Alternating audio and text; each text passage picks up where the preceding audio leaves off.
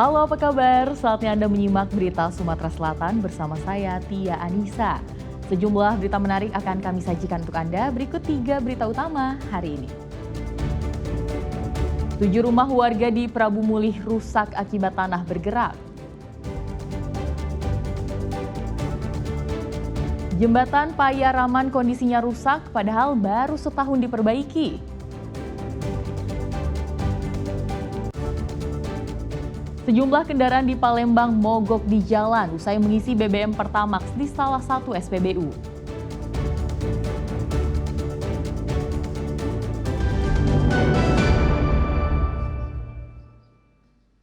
Kita ke informasi pertama. 8 kios pedagang di Palembang ludes terbakar. Pedagang tak mampu menyelamatkan barang dagangan mereka karena api menjalar dengan cepat.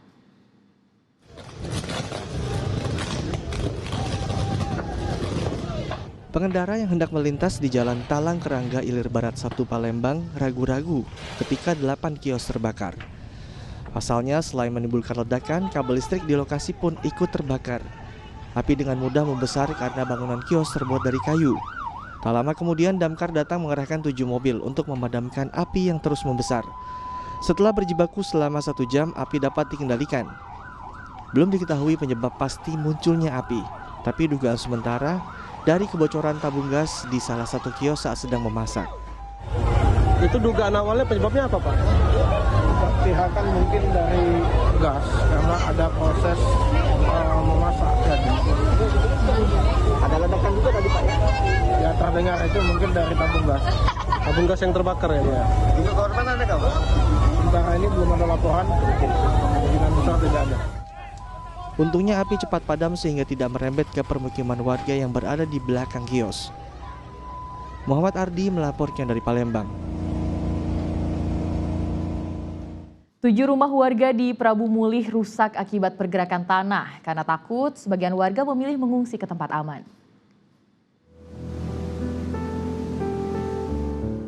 Rumah warga yang berada di tebing Sungai Kelekar, Kelurahan Karangjaya, Prabu Mulih terancam ambruk. Dinding dan lantai rumah retak karena pergeseran tanah. Sejak setahun terakhir, tanah di wilayah ini sedikit demi sedikit bergeser. Karena tidak dilakukan perbaikan, kondisinya pun kini semakin parah. Setidaknya 7 rumah warga terdampak, 4 diantaranya rusak berat. Apalagi sejak diguyur hujan deras, bibir Sungai Kelekar abrasi yang memperparah keadaan. Warga takut jika tidak segera ditangani, rumah yang berada di tebing sungai ambruk. Oleh dampak longsor ini semenjak dikeruk lah 3 kali dikeruk, didam ngomong nak didam. Ada berapa rumah di sini sekitarnya? Sini nih kemarin tuh kena 7 orang nih. Rumah kena kemarin 7. Ada 7 rumah. Yo. Yang longsor. Yang dampaknya yang parahnya 4. Yang parah 4. Yo. Warga yang rumahnya berada di tepi sungai memilih mengungsi ke tempat yang lebih aman. Warga berharap pemerintah setempat dapat segera memperbaiki bantaran Sungai Kelekar yang terus mengalami pengikisan akibat tergerus aliran sungai. Didi Ruansyah melaporkan dari Prabu Mulih.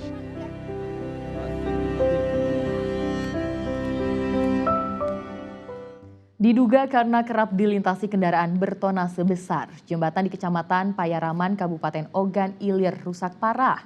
Lantai jembatan berlubang sehingga membahayakan kendaraan yang melintas. Kerusakan itu menimbulkan tanya lantaran jembatan baru direnovasi 1 tahun lalu.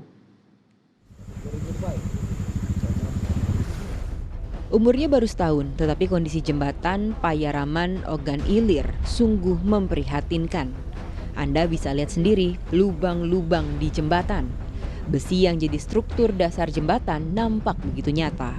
Meski ada larangan melintas, warga tetap saja nekat, seperti bertaruh nyawa untuk lolos dari lubang-lubang jembatan. Nyatanya, jiwa nekat pengemudi tidak selalu mulus.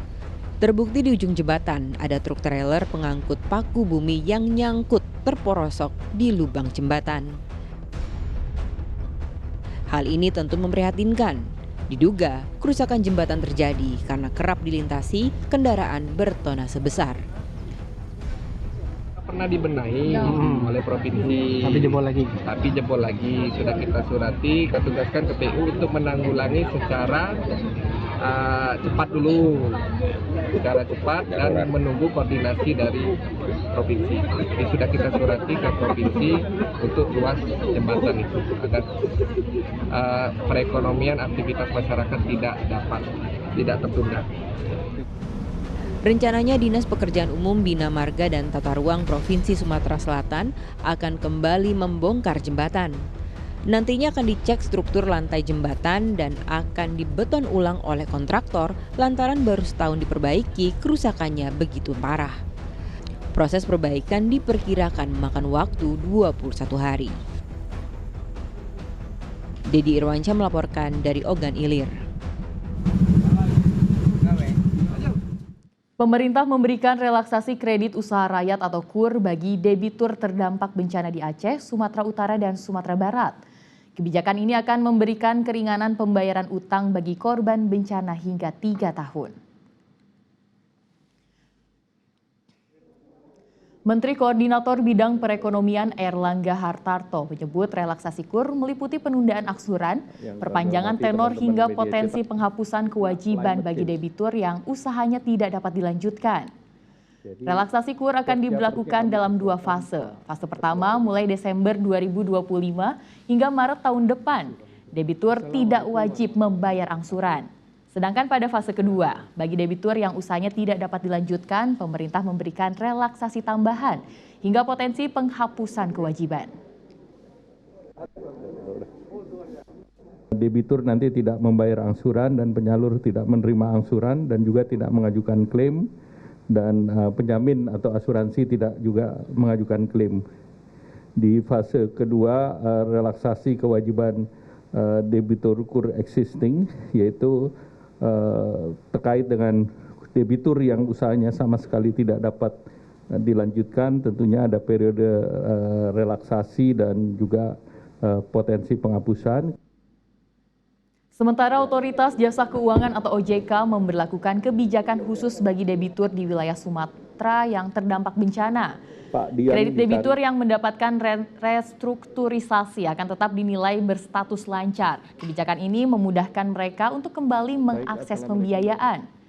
Kebijakan ini diharapkan dapat membantu mempercepat pemulihan ekonomi masyarakat di wilayah yang terdampak bencana.